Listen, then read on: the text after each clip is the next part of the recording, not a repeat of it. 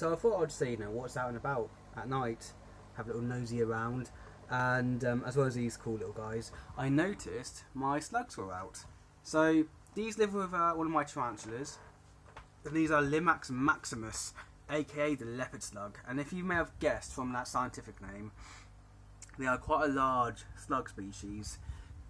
So I'll put my hand right against this one, which is stretched out. So it's a fair size for a slug, but these guys can get to 8 inches or 20 centimeters, which should give you an idea.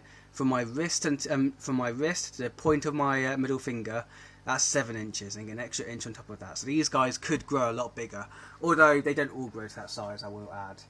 So these are also called leopard slugs. They come from Europe. However, you do find them in other parts of the world, like North America, especially Florida, because with the plant, in the plant trade, you'll have, your potted plants, and they'll lay their eggs in it, or the babies will crawl into it, and then that's it. Wherever that plant gets shipped off to, they're going off, and they are quite dry tolerant compared to other species.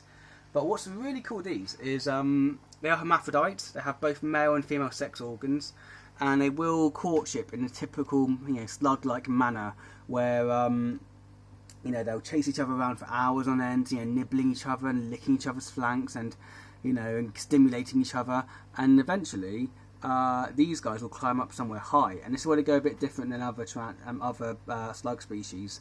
These guys will then produce a lot of mucus and entwine their bodies together, and they will then hang from a branch or somewhere up high, or in this case a mesh. I've seen them do it in here, and they'll entwine their bodies together and hang in the air on this slime thread. They'll be like hanging like here in slime threads, like up there, like attached up there. It's really, really cool.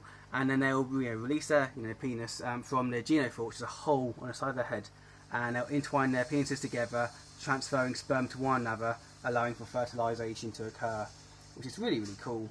Sick, to be honest.